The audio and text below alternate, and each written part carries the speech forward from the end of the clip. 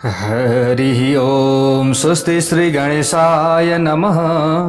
ओम नमो भगवते वासुदेवाय। ओम श्री देव्यै नमः।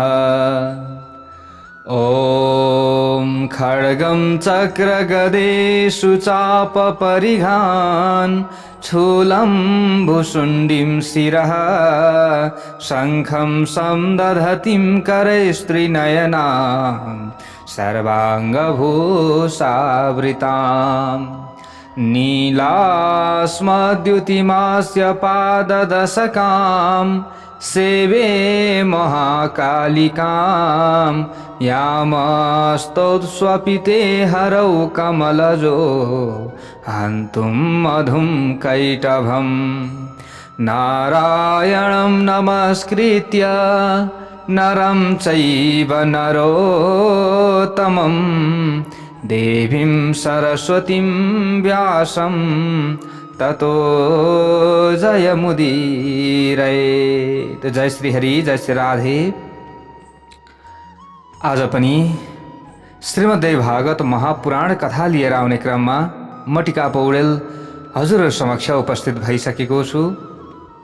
आजको नयाँ भाग 59 मा तपाईं हामी उपस्थित भइसकेका छौं। जय बोलौं एकचोटी जगत जननी दुर्गा माता की जय होस्। प्यारा भक्त भागवतहरू, यहाँ वेदव्यासजीले राजा जन्मेजयलाई यो कथा श्रवण गराइराख्नु भएको छ।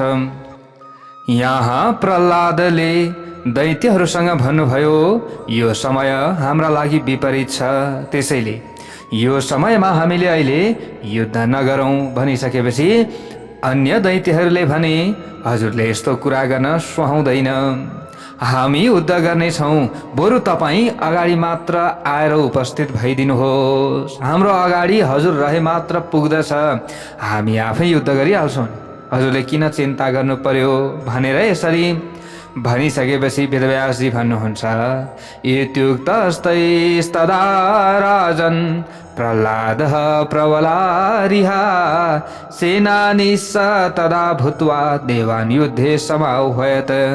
हे जन्मेजय, दैत्यहरूले यस्तो जवाफ दिएपछि अत्यन्त बलशाली शत्रुहरूलाई पनि मार्न सक्ने प्रहलादले दैत्यहरूको सेनापति बनेर देवताहरूलाई युद्ध गर्न आह्वान गरे।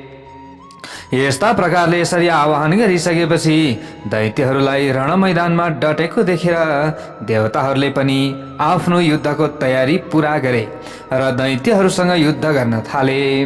अब देवता र दैत्यहरूको युद्ध सुरुवात भयो। प्यारा भक्त भागवतहरू, अब यस्ता प्रकारले त्यस पछाडि इन्द्र र प्रहलादको त्यो डरलाग्दो युद्ध पुरापुर 100 वर्षसम्म भइराख्यो। 1 वर्ष 2 वर्ष मात्र होइन, कति 100 वर्षसम्म युद्ध भइराख्यो। त्यो युद्ध ऋषिमुनिहरूलाई पनि चकित बनाउने किसिमको थियो। हे राजन जन्मेजय, शुक्राचार्यद्वारा रक्षा गरिएका प्रहलाद आदि प्रधान दैत्यहरूले त्यस महान युद्धमा विजय प्राप्त गरे। ल हेर्नुहोस्, अब दैत्यहरूको जित भयो त्यो समयमा। अब यस्तै प्रकारले यहाँ भनिएको छ तदैवेन्द्र गुरुर्वाक्यात् दर सर्व दुःख विनाशिनीं संस्मार मनसा देवीं मुक्तिदां परमां शिवां। त्यस बेला इन्द्रले गुरु बृहस्पतिको वचन अनुसार सम्पूर्ण दुःखलाई नाश गर्ने, आफ्ना भक्तलाई मुक्ति दिने परम कल्याणमय स्वरूप भएकी भगवती भुवनेश्वरीको मनै मन सम्झना गरे। त्यो समयमा मनै मन सम्झना गर्न लागि अब इन्द्रले भने जय देवी महामाये शूलधारिणी चाम्बिके शङ्ख चक्र गदा पद्म खड्गहस्ते भय प्रदे। हे महामाया, हे शूल धारण गर्ने जगदम्बा, शङ्ख चक्र गदा पद्म र खड्गद्वारा विभूषित सुन्दर कर कमलले शोभायमान हे भगवती, हे अभय दायिनी, हे देवी, हजुरको जय होस्। के होस्? हजुरको जय होस्। हे भुवनेश्वरी, हे शक्ति, हे शाक्त, आदि 6 प्रकारका दर्शनहरूकी नायिका हजुर नै हुनुहुन्छ। नमस्ते भुवनेशानी शक्ति दर्शन नायिके, हे दश तत्त्वहरूकी स्वामिनी, हे महाबिन्दु रूपिणी, हे जगदम्बा हजुरलाई नमस्कार गर्दछु। महाकुण्डलिनी रूपे यहाँ बताइएको छ। हे महाकुण्डलिनी स्वरूपा, हे सच्चिदानन्द स्वरूपिणी, हे सच्चिदानन्द रूपिणी, हे प्राणाग्नि होत्र विद्या, हे दीपशिखा भगवती हजुरलाई नमस्कार छ। अन्नमय मनोमय प्राणमय विज्ञानमय र आनन्दमय गरी 5 कोशहरूमा विराजमान हुनुहुने हे भगवती, हे बीज ब्रह्म रूपिणी, हे आनन्द कलिका सबै उपनिषदहरूद्वारा स्तुति गरिएकी हे जगदम्बा हजुरलाई नमस्कार गर्दछु। हजुरलाई नमस्कार गर्दछु। हे आमा हजुरले हामी माथि प्रसन्न भएर कृपा गर्नुहोस्। हजुरले कृपा नगरे अरू कसले गर्छ प्रभु? हजुरको मुखमण्डल विकसित होस्। हे आमा हामी आज दैत्यहरूबाट पराजित भएका छौँ। आज दैत्यहरूबाट पराजित हुनु पर्यो हे आमा भन्दै अब सबै देवताले बिन्ती गरिरहेका छन् भगवतीलाई। र हामी निर्बल छौँ यो समयमा, हाम्रो रक्षा गर्नुहोस्। हे देवी हजुरले मात्र हामीलाई शरण दिन सक्नुहुन्छ, अरू कसले शरण दिन्छ र? हे भगवती हजुर मात्र हाम्रा निमित्त संसारमा प्राण रूपा हुनुहुन्छ। सम्पूर्ण पराक्रमले सम्पन्न भएकी हे भगवती हामीहरूको दुःख निवारण गर्न हजुर मात्र पूर्ण समर्थ हुनुहुन्छ। ध्यायन्ति एपि सुखिनो नितरां भवन्ति, दुःखान्विता विगत शोक भयास्तथान्ये, मोक्षार्थिनो विगत मान विमुक्त संगाः, संसार वारिधि जलम प्रतरन्ति सन्तः। हे भगवती हजुरले अब जसले हजुरको ध्यान गर्दछन् नि, हजुरले सबैको रक्षा गर्नुहुन्छ। हजुरले सबैको रक्षा गर्नुहुन्छ। जसले हजुरको ध्यान गर्दछन् ती परम सुखी पनि बन्दछन्। जसले हजुरको आराधना गर्दछन्, हजुरको ध्यान एवं उपासना नगर्ने अभागी मानिसहरू दुखी हुन्छन्, शोकमा पर्दछन् र सधैँ भय एवं त्रासले युक्त हुन्छन्। मोक्षको इच्छा गर्ने अहंकार नभएका र संसारमा भोगमा कति पनि आसक्ति नभएका सज्जनहरू संसार सागरको अगाध जललाई पनि पार गर्दछन्। हे विश्वकी आमा देवी हजुरको प्रभाव व्यापक छ। भक्तको रक्षाका लागि हजुर जहाँ पनि प्रकट हुनुहुन्छ। हे भगवती हजुर भक्तजनहरूको दुःख हटाउन समर्थ प्रतापले सम्पन्न हुनुहुन्छ। सम्पूर्ण संसारको संहारका निमित्त हजुर काल रूपिणी बन्नुहुन्छ। हे आमा को चाहिँ मन्दबुद्धि प्राणीले हजुरको चरित्र जान्न सक्दछ? कसले जान्न सक्दछ हजुरको महिमालाई? निकै गाह्रो छ। ब्रह्मा हरस हरि दशरथो हरिसा, इन्द्रो यमोऽथ वरुणोऽग्नि समीरणौ च, ज्ञातुं क्षमान मुनयोऽपि महानुभावा, यस्याः प्रभावमतुलं निगमागमाश्च। ब्रह्मा विष्णु सदाशिव सूर्य इन्द्र यम वरुण अग्नि वायु निगम आगम र ठुला ठुला तपस्वी मुनिहरूले पनि हजुरको अनुपम महिमालाई जान्न सक्दैनन्। हे उमा जुन मानिस हजुरको भक्तिमा लागिरहेका छन् ती परम धन्य छन् र संसारका दुःखहरूबाट मुक्त भएर सुखको सागरमा डुबुल्की मार्दछन्। जुन मानिस हजुरको भक्ति भावनाबाट वञ्चित छन् ती जन्म र मरण रूपी लहरीले सम्पन्न र दुःखमय संसार सागरलाई कहिल्यै पनि पार गर्न सक्दैनन्। हे आमा हे भगवती भन्दै इन्द्र लगायत सम्पूर्ण देवताहरूले स्तुति गरिरहेका छन्। आज जुन भाग्यशाली मानिसहरू सिंहासनमा बसेर अरूलाई डुलाइरहेका चमरहरूले अरूलाई डुलाइरहेका चमरहरूको सुख भोगिरहेका छन्, हास्य एवं विलासका साथ आनन्द लिइरहेका छन् र राम्रा राम्रा सवारी साधनमा यात्रा गरिरहेका छन्, तिनलाई देखेर मेरो मनमा कल्पना हुन्छ कि ती सुखी मानिसहरूले पूर्व जन्ममा अनेक थरीका पूजाका सामग्रीहरूबाट हजुरको पूजा गरेका थिए। त्यसैले आज ती परम सुख भोगिरहेका छन्। अरूबाट सम्मानित हुँदै जुन मानिसहरू उत्तम हात्तीहरूमा विराजमान हुन्छन् र राम्रा राम्रा युवतीहरूका साथ आमोद प्रमोद गर्दछन् र आफ्नो चारैतिर आएर झुकेका सामन्तहरूका साथ हिँड्दछन्, ती भाग्यशाली मानिसहरू अवश्य नै पूर्व जन्ममा हजुरको पूजा आराधना गरेका कारण आज यो स्थितिमा पुगेका हुन्। वेदव्यासजी भन्नुहुन्छ, एवं स्तुता मगवता देवी विश्वेश्वरी तदा प्रादुर्बभूव तरसा सिंहारूढा चतुर्भुजा। हे जन्मेजय, स्वर्गका राजा इन्द्रले यसरी स्तुति गरेपछि विश्वकी स्वामिनी भगवती भुवनेश्वरी तुरुन्त प्रकट हुनुभयो। देवताहरूले यसरी स्तुति गरिसकेपछि भगवतीले अब तुरुन्त प्रकट भएर अब के गर्नुहुन्छ त यहाँ हामीले सुन्दै अगाडि बढौँ। प्रकट हुने अवस्थामा उहाँ सिंहमाथि सवार हुनुभएको थियो। उहाँका 4 भुजाहरू थिए। ती भुजाहरूमा उहाँले शङ्ख चक्र गदा र पद्म धारण गर्नुभएको थियो। उहाँका नयनहरू अति सुन्दर थिए। उहाँले राता वस्त्र धारण गर्नुभएको थियो र दिव्यमाला धारण गरेर सुहाउनु भएको थियो। प्रसन्न मुखमण्डल भएकी भगवतीले इन्द्र आदि देवताहरूलाई भन्नुभयो, हे देवताहरू, तिमीहरूले डर कति पनि मान्नु पर्दैन। अब मैले तिमीहरूको कल्याण गर्नेछु, किन चिन्ता गर्छौ? चिन्ता गर्नु पर्दैन। यसरी देवताहरूलाई भनेर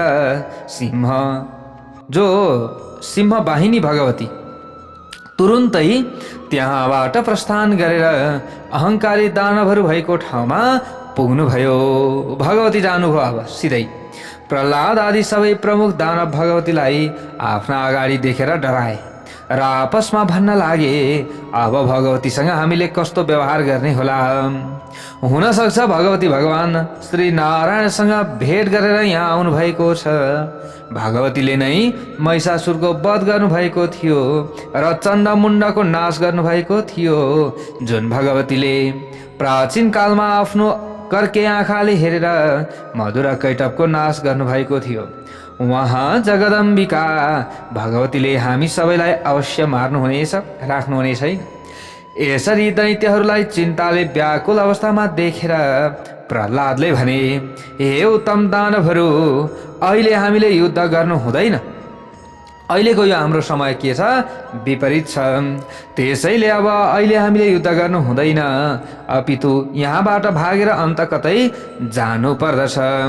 प्रहलादले यसरी सल्लाह दिएपछि भाग्न खोजेका ती दैत्यहरूमध्ये एउटा दैत्य नमुचीले भन्न लाग्यो त्यो समयमा, नमुची स्थानुवाचाथ पलायन परानिह अनिश्यति जगन्माता रोषिता किल हेतिभिः।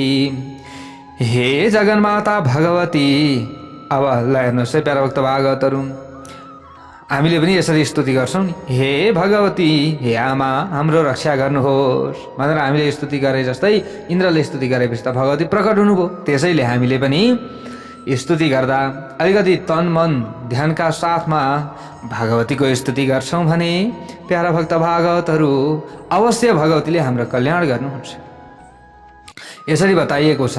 त अब यहाँ नमुचीले अगाडि गएर भन्दछन्, यी जगन्माता भगवती रिसाइन् भने शस्त्र प्रहार गरेर अवश्य नै हाम्रो संहार गर्नेछिन्, हो हाम्रो संहार हुनेछ।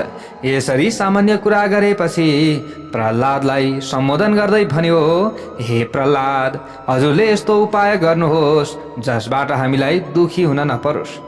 हामीले भगवतीको स्तुति गरौँ र उहाँबाट आज्ञा लिएर हामी तत्कालै पाताल जान भनेर प्रस्थान गरौँ। यसरी अब यहाँनिर भन्न लागे। त प्रहलादले अगाडि गएर भन्दछन्, स्तौमी देवीं महामायां सृष्टि स्थित्यन्तकारिणीं सर्वेषां जननीं शक्तिं भक्तानां भयङ्करीं। प्रहलादले भन्नुभयो अगाडि गएर, सृष्टि पालन र संहार गर्ने सबै प्राणीहरूकी आमा र भक्तहरूलाई अभय दिने शक्ति स्वरूपा भगवती महामायाको म स्तुति गर्दछु। ला हेर्नुहोस् है प्यारा भक्त भागवतहरू। अब प्रहलादले पनि यसरी भने, यसरी आफ्नो लक्ष्य बताएर परमार्थका ज्ञाता विष्णुका भक्त प्रहलादले दुवै हात जोडेर जगदम्बा भगवतीको स्तुति गर्न लागे। अब म पनि स्तुति गर्दछु नि भगवतीलाई, म पनि प्रसन्न बनाउँछु। प्रहलादले यसरी विचार गरे। प्रहलादले भने, सम्पूर्ण चराचर जगत एउटा माला हो, त्यो मालामा सर्पको प्रतीत गराउँदै रहनुभएकी सबै संसारकी आधार स्वरूपा रिम मूर्ति धारण गर्ने भगवतीलाई म नमस्कार गर्दछु। यो चराचरमय संसार हजुरबाट नै पैदा भएको छ। हे भगवती, हजुरमा नै विलिन हुन्छ। ब्रह्मा आदि देवताहरूलाई जुन कर्ता मानिएको छ ती त निमित्त मात्र हुन्, किनकि ती देवता पनि हजुरबाट नै सृजना गरिएका हुन्। हे महामाया देवी, हजुरलाई नमस्कार गर्दछु। हजुर सबै प्राणीहरूकी आमा हुनुहुन्छ। हजुरले नै देवता र दैत्य बनाउनु भयो, दुवै हजुरका सन्तति हुन् भने देवता र दानवमा भेदभाव किन गर्नुहुन्छ? छोरा राम्रा हुन् अथवा नराम्रा, तिनमा आमाको एक किसिमको माया हुनुपर्दछ, तर हजुरले किन फरक गर्नुहुन्छ? यसैले देवता र हामी दैत्यहरूमा हजुरले कति पनि भेदभाव गर्न हुँदैन। हे आमा, दानवहरू यद्यपि कुनै प्रकारले दुष्ट हुन सक्दछन् तापनि हजुरकै छोरा हुन्, होइन र? हजुरकै छोरा हुन्। पुराणहरूमा हजुरलाई विश्वकी आमा बताइएको छ। विश्वकी आमा हजुर जो हुनुहुन्छ, विश्वकी आमा हुँदा हजुर दैत्यकी पनि आमा हुनुभयो। हे भगवती, ती देवताहरू निश्चित रूपमा हामी जस्तै स्वार्थी छन्। स्वार्थको मामलामा देवता र दैत्यहरूमा कति पनि अन्तर छैन। जुन भेद छ त्यो केवल मोहका कारण पैदा भएको हो। जस्तै हामी दानवहरू धन स्त्री आदि भोगहरूमा निरन्तर लागिरहन्छौँ, त्यसै गरी देवताहरू पनि विषय भोगमा लीन भइरहन्छन्। त्यसैले हे देवेश्वरी भगवती, असुर र देवतामा हजुरले किन भेद गर्नुहुन्छ? भेद गर्नु हुँदैन। हे भगवती, देवताहरू कश्यपका सन्तान हुन् र हामी पनि कश्यपकै सन्तान हौँ। यस्तो स्थितिमा हजुरको हामी प्रति किन विरोध भावना पैदा भयो? हे आमा, सबैको उत्पत्तिमा हजुर नै मुख्य कारण हुनुहुन्छ भनेपछि यसरी भेद गर्नु हजुरका निमित्त उचित देखिँदैन। हजुरले त देवता र हामी दैत्यहरूमा समान व्यवहार गर्नु पर्दछ। गुणहरूसँग सम्बन्ध राखेका कारण सम्पूर्ण देवता र दैत्य पैदा भएका हुन्। गुणले युक्त भएका ती शरीरधारी देवता मात्र हजुरका निमित्त किन प्यारा छन्? हामी किन छैनौँ? सबै प्राणीको हृदयमा काम, क्रोध र लोभ सदा सर्वदा रहन्छन्। कुन प्राणी काम, क्रोध र लोभदेखि भिन्न भएर रहन सक्दछ र? कुन प्राणी विरोध भावले मुक्त भएर रहन सक्छ? मलाई लाग्छ कि आफ्नो मनोविनोदका लागि हजुरले नै युद्ध गर्ने इच्छा गर्नुभयो र हामी दैत्य र देवताहरूको बीचमा भेद पैदा गर्नुभयो। त्यसपछि हामीहरूमा परस्पर विरोध पैदा गर्नुभयो, होइन भने? हे भगवती, हे निष्पाप स्वरूप भएकी जगदम्बा, दैत्य र देवताहरू परस्पर दाजुभाइ हुँदाहुँदै किन विरोध भयो त? कसरी विरोध भयो त? यो हुन सक्दछ? हजुरले हामी दैत्य र देवताहरूको बीचमा झगडा हेर्न चाहनुहुन्थ्यो अथवा चाहनुहुन्न थियो भने यो विरोध भाव प्रकट हुने थिएन। पक्कै हजुरले चाहनु भयो र त यस्तो अवस्था भइरहेको छ। हजुरले नचाहिकन यहाँ केही पनि हुन सक्दैन। हे धर्मज्ञ भगवती, म पनि धर्मको रूप के हो जान्दछु र देवताका राजा इन्द्र कस्ता हुन् भन्ने कुरा पनि राम्ररी जान्दछु। हे भगवती, यति हुँदाहुँदै पनि हे देवी, हामीहरूको बीचमा केवल भोगका लागि अघिदेखि नै कलह हुँदै आइरहेको छ। हे अम्बिका, संसारमा हजुरबाहेक अर्को कुनै पनि शासक छैन। कुन बुद्धिमान प्राणीले कुनै लोभीको कुरामा विश्वास गर्छ र गर्दैन? कुनै समयको कुरा हो कि देवता र दानवहरूले मिलेर समुद्रको मन्थन गरेका थिए। त्यसबेला विष्णुले अमृतको वितरण गर्ने काम गर्दा छलपूर्वक देवता र असुरहरूमा भेदभाव प्रकट भयो। त्यो समयमा के भएको थियो? भेदभाव प्रकट भएको थियो। हे भगवती, हजुरले संसारको पालन गर्नु भनेर विष्णुलाई जगत गुरु बनाएर जिम्मा दिनुभयो। परन्तु विष्णुले लोभमा परेर समुद्रबाट पैदा भएकी दिव्य सुन्दरी लक्ष्मीलाई आफै राख्नुभयो। भगवान विष्णुको इच्छाबाट नै इन्द्रले ऐरावत, हात्ती, पारिजात, कामधेनु र उच्च श्रवा घोडा ग्रहण गरे। अरू बाँकी देवताहरूले समुद्र मन्थनबाट पैदा भएका राम्रा राम्रा सबै कुरा ग्रहण गरे। यसरी देवताहरूले दैत्यमाथि अन्याय गरे। त्यो समयमा पनि त्यसो गर्दा पनि ती देवता सज्जन ठानिए। हजुरले यदि धर्मशास्त्रले बताइएको धर्मको लक्षण मनन गर्नुभयो भने देवता निश्चित रूपमा अन्यायी हुन् भन्ने कुरा थाहा पाउनुहुनेछ। महाभिमानी विष्णुले त्यस्ता अन्याय गर्ने देवताहरूलाई उच्च पदमा प्रतिष्ठित गराउनुभयो। यसको विपरीत अन्यायमा परेका दैत्यहरूले हारे। त्यो समयमा अब विचार गर्नुहोस्, देवताहरूमा धर्मको कुन लक्षण घट्दछ? धर्म कहाँ छ? धर्मको स्वरूप कस्तो छ?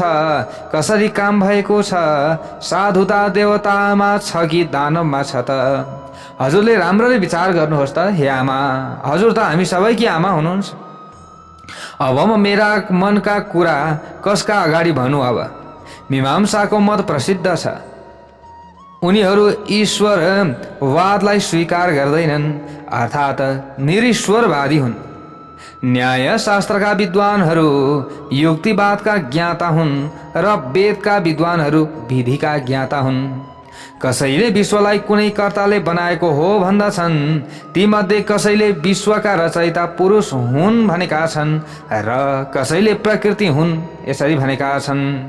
जडवादी मानिसहरू योभन्दा बेग्लै कुरा गर्दछन्। फेरि यो विशाल संसारमा कुनै एउटा कर्ता हुन्थ्यो भने एउटै कर्मको विषयमा मानिसहरूमा परस्पर विरोध किन हुन्थ्यो त? उसो भए वेदमा पनि एउटै मत देखिँदैन, यसै गरी शास्त्रहरूमा पनि मत भिन्नता छ।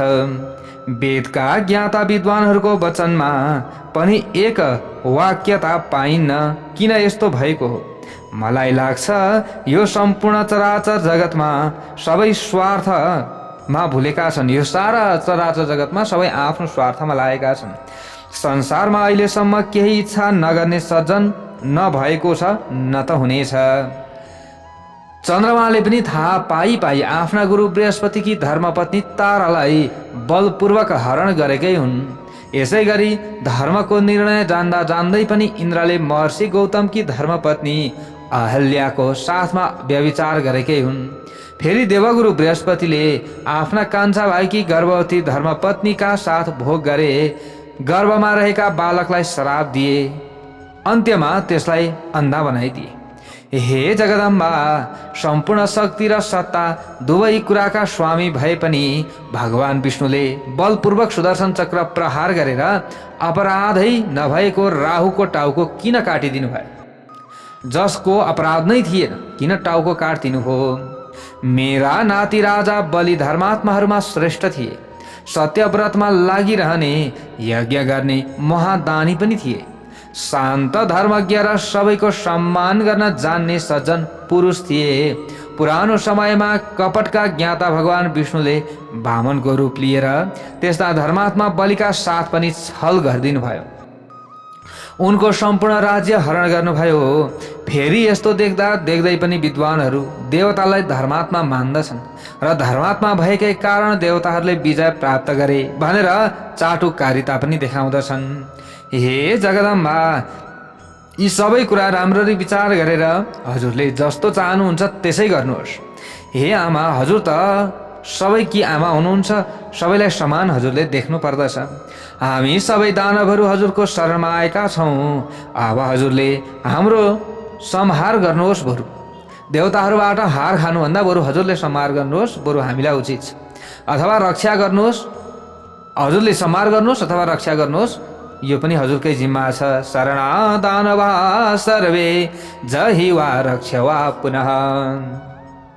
यसरी प्रहलादले बारम्बार स्तुति गरिसकेपछि भगवतीले प्रकट भएर यहाँ भन्नुहुन्छ, सर्वे गच्छत पातालम तत्र वासम यथेप्सितम। भगवतीले भन्नुहुन्छ, अब हे दानवहरू, तिमीहरूका कुरा मैले सुने। अब तिमीहरू सबै पातालतर्फ प्रस्थान गर। त्यहाँ गएर निर्भय र शोक रहित भई आफ्नो इच्छा अनुसार बसोबास गर। यहाँ रहँदा खालि झगडै मात्रै भयो, तिमीहरू त्यहाँ जाऊ। तिमीहरूले विजयका लागि केही समय पर्खनु पर्नेछ। वास्तवमा मानिसको जीवनमा काल नै राम्रा अथवा नराम्रा कार्यको कारण बन्दछ। जुन मानिस सन्तोषी हुन्छन् तिनलाई जहाँ सुखै सुख प्राप्त हुन्छ, तर लोभी मानिसलाई स्वर्ग, मर्त्य र पातल तिनै लोकको राज्य प्राप्त भए पनि सुख प्राप्त हुन सक्दैन र सुख प्राप्त हुँदैन। सत्य युगमा पनि अनेक भोगहरू प्राप्त हुन्थे।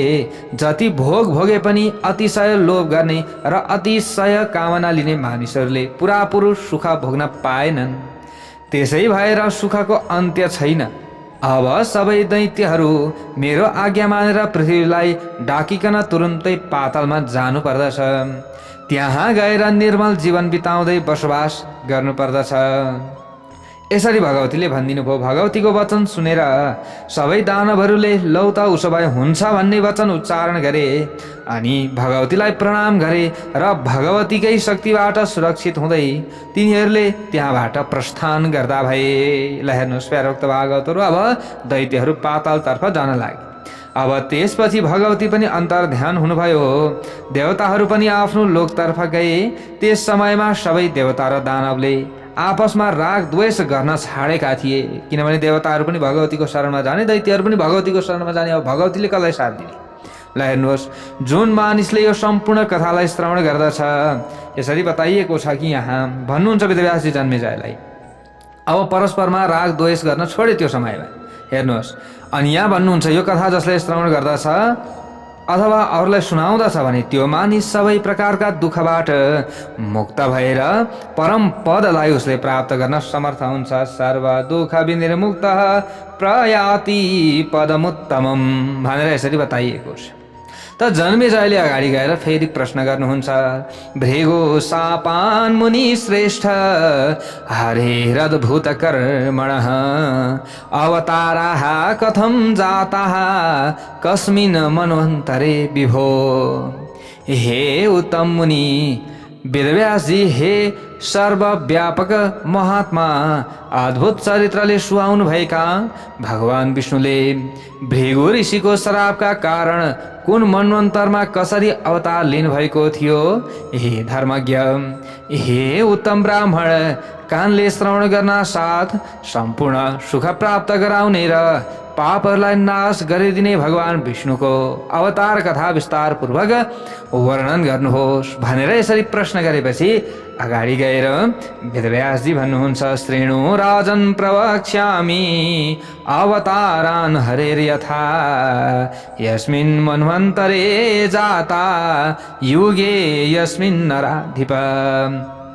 वेदव्यासजीले भन्नुभयो, हे राजन, हे जनक प्रिय भूपति, जुन मन्वन्तरमा र जुन युगमा जसरी जसरी भगवान विष्णुका अवतार भएका हुन् ती अवतारलाई म बताउँदैछु। अब कृपया तपाईँले सुन्नुहोस्। हे राजन, भगवान नारायणले जुन रूप लिएर जस्ता कार्य गर्नुभयो ती सबै कार्यको विषयमा मैले तपाईँलाई संक्षेपमा भन्दछु। चाक्षुष मन्वन्तरमा साक्षात विष्णु भगवानले धर्मको रूपमा अवतार लिनुभएको थियो। त्यसबेला धर्मका सुपुत्रका रूपमा भगवान नरनारायणका नामबाट पृथ्वी तलमा प्रसिद्ध हुनुभयो। अब यसै वैवस्वत मन्वन्तरको दोस्रो चतुर्युगीमा भगवान नारायणले दत्तात्रेय अवतार लिनुभयो। भगवान नारायण महर्षि अत्रिका पुत्रका रूपमा अवतीर्ण हुनुभयो अनि उनै अत्रि मुनिकी धर्मपत्नी अनसुयाको प्रार्थनालाई त्यस पछाडि स्वीकार गरेर ब्रह्माजी, भगवान नारायण र भगवान शङ्कर यी तीनै ठुला देवता अत्रि ऋषि र अनसुयाका छोराका रूपमा पैदा हुनुभयो। अनि यस्तै प्रकारले अत्रि ऋषिकी धर्मपत्नी पतिव्रता अनसुया पतिव्रता नारीहरूमा सर्वोत्तम पनि थिइन्। यसरी बताइएको छ। उनले राम्ररी प्रार्थना गर्दा तीनवटै ठुला देवताले उनका छोराको रूपमा पैदा हुने वाचा गरे। त्यो समयमा उनको इच्छालाई पुरा गराइदिनु भयो। ती तीनवटा ठुला देवता मध्ये ब्रह्माजी चन्द्रमाको रूपमा, भगवान विष्णु दत्तात्रेयको रूपमा र भगवान शङ्कर दुर्वासाको रूपमा अनसुया आमाका छोरा भएर पैदा हुनुभयो। जय बोलौं भगवती उमा की जय होस्।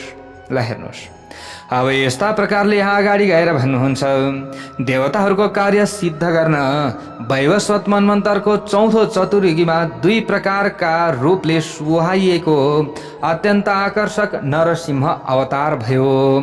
भगवान विष्णुले त्यस बेला हिरण्यकशिपु नामक दुष्ट दानवराजको वध गर्न देवताहरूलाई पनि अचम्ममा पार्ने नरसिंह रूपलाई धारण गर्नुभएको थियो। त्यो समयमा भगवान विष्णुले दैत्यराज बलिलाई नियममा बाँध्नका